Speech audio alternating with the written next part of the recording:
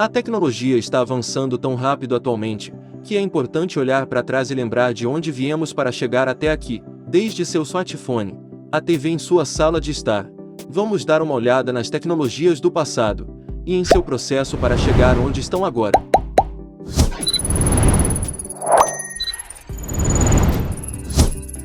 Armazenamento de dados. Nem sempre podemos contar com o mundo digital para armazenar tudo, desde fotos até mensagens. O armazenamento de dados teve origem na indústria têxtil durante o século XVIII, quando eram usados cartões perfurados para registrar séries de instruções para equipamentos mecânicos. Esses cartões de papel foram posteriormente usados para inserir dados através de fundos de perfuração manual e alimentá-los em um leitor de cartões, que convivem as sequências específicas e informações digitais.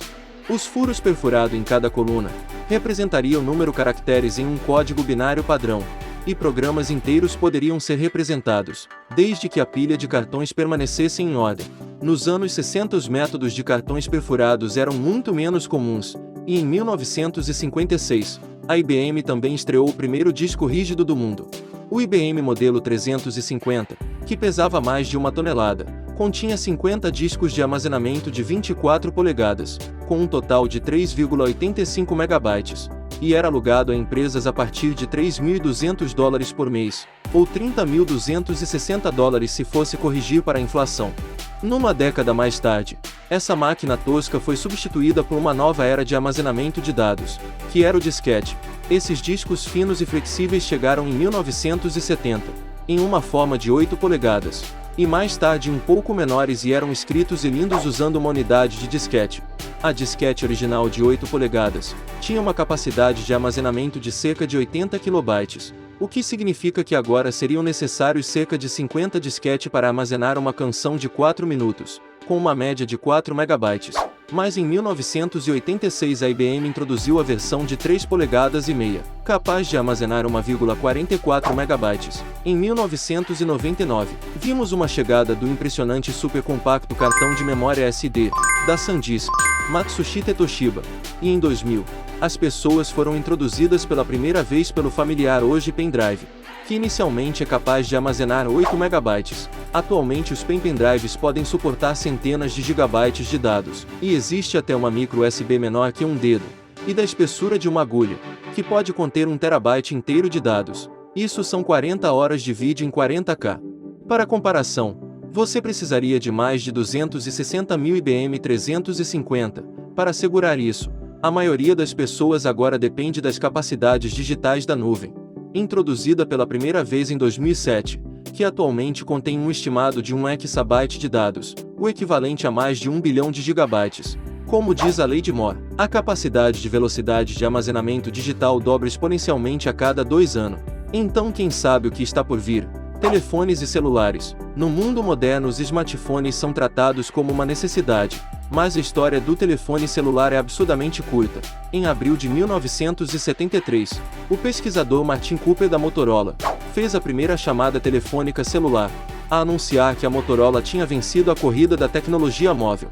Seu aparelho tinha um display de uma única linha de texto, pesava 2,5 kg, tinha 23 centímetros de comprimento, e tinha um tempo de conversação de apenas 30 minutos, enquanto levava cerca de 10 horas para recarregar.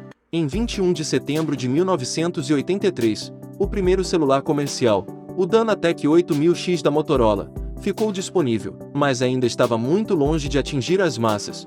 O aparelho custava $4.000, mais de $10.300 hoje em dia após a inflação, e tinha um tempo de chamada de 20 minutos, apesar da bateria pesar 4 e 5 vezes mais do que o telefone. Em 1992, o telefone celular não estava mais reservado para uso comercial, ou como um símbolo de status importante, e o primeiro para tirar proveito da transição para aparelhos digitais foi o Nokia 1011, que chegou às lojas em 1992. Este primeiro telefone celular é produzido em massa no mundo, poderia armazenar 99 números de telefone, e foi o antepassado do icônico modelo Nokia 3310, que tinha capacidades de SMS, e ajudou a empresa a dominar o mercado após a sua estreia em 2000. Foi só em 2007 que Steve Jobs e seus colaboradores transformaram a indústria novamente, com o iPhone de primeira geração, que tinha uma tela de 3,5 polegadas e 8 horas de conversação, e novos recursos de aplicação. Atualmente existem mais de 150 fabricantes de telefone no mundo, mas a Apple ainda é considerada uma empresa inovadora, com o recente iPhone 12, ostentando um display de retina líquida, de 6,1 polegadas, uma estrutura leve de 162 gramas, e uma enorme capacidade de armazenamento, de 256 GB. Leitura. A leitura é uma prática historicamente valorizada.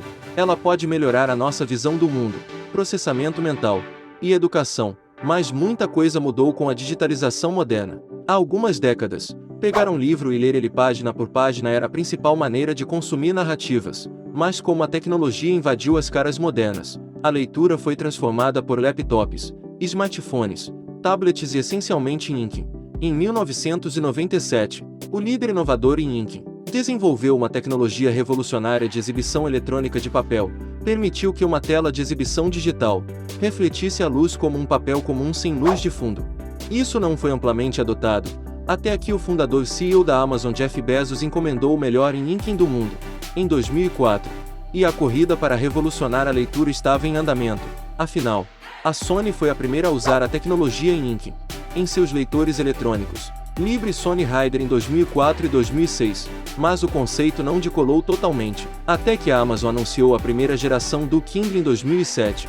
Este dispositivo compacto de leitura incorporou o Inking em seu display de 6 polegadas, apresentava 250 MB de armazenamento interno, o equivalente a cerca de 200 títulos, e esgotou em 5 horas e meia. Até 2015 a iMarket estimou existiam cerca de 83,4 milhões de usuários de e-reader nos Estados Unidos e em 2018 esperava-se que os e-books fizessem mais de 50% da receita de publicação para o consumidor nos Estados Unidos e no Reino Unido. O mais novo modelo Kindle Paperwhite da Amazon, resistente à água, tem agora um armazenamento mínimo de 8 GB, o que significa que ele pode guardar até 2.000 livros, considerando que cerca de 1.400 livros pesando cerca de 500 gramas cada, seria o mesmo que metade do peso de um carro médio.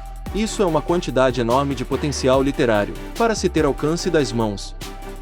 Computadores. Sem a computação básica, a tecnologia moderna como smartphones nem sequer iria existir, mas tem sido um longo caminho para chegar aonde estamos hoje. Em 1980, as máquinas baseadas em cartões perfurado eram confiáveis para constituir os resultados do censo americano. Após o crescimento da população, significava que antes levava vários anos, mas o verdadeiro antepassado da computação moderna foi o próprio Analytical Engine, o Charles Babbage. Embora nunca totalmente operacional, este motor movido a vapor, uma transição do cálculo mecânico para a computação geral. E mais de um século depois, em 1941, o primeiro computador Z3 Computer, de propósito geral, foi desenvolvido pelo cientista alemão Konrad Zuse. Destinado a calcular a aerodinâmica no projeto de aeronaves, essa máquina pesava 1 tonelada, ainda dependia de fita perfurada para armazenamento de dados, e só era capaz de funções matemáticas básicas, como a velocidade máxima de processamento, de apenas 5 a 10 Hz. O primeiro computador de mesa do mercado de massa, o programa 101, não foi revelado ao público até 1964, com o preço de $3.200, ou $26.550 ajustado à inflação. Este popular dispositivo de 29 kg tornou a computação compacta e acessível, mas só podia suportar funções matemáticas básicas, com uma memória minúscula de 240 bytes, o que significa que só podia armazenar cerca de 0,006% de uma foto do iPhone, o computador de referência da Apple, Apple I, que se assemelha a uma placa de circuito, e exigia que os compradores comprassem peças como um teclado e um monitor. Chegou em 1976, por $666,66, ou cerca de $3.000 nos dias de hoje. O sistema suportava 4 kilobits de armazenamento, e uma unidade central de processamento de 1 MHz, 6502, que é 4.400 vezes menos poder de processamento do que o mais recente Apple Mac Pro, com 4.4 GHz. Essa área de trabalho possui também um impressionante armazenamento de 1.5 TB. Você iria precisar de 18.750.000 disquete de 8 polegadas para guardar tudo isso, mas o Mac Pro está longe de ser o computador moderno mais impressionante do mundo. O IBM Summit ULCF é atualmente o supercomputador mais poderoso do mundo. Ele tem um impressionante armazenamento de 250 petabytes, ou seja 250 mil terabytes, ou 250 milhões de gigabytes, e é tão rápido que é medido em operações de ponto flutuante por segundo, ou flops. Summit é capaz de um pico de 200 petaflops. Para te dar uma ideia de quanto poder de processamento isso representa, ele se tornou o primeiro supercomputador a alcançar a velocidade da ESA-OP durante a análise de anomika, o que significa que ele processou 1 quintilhão de operações por segundo. Tá pensando que acabou? Continue acompanhando a parte 2 do vídeo Tecnologia do Passado e do Presente. Ei, se você não faz parte desse canal ainda, corra, se inscreva, compartilhe, ative o sininho para não perder nenhuma novidade.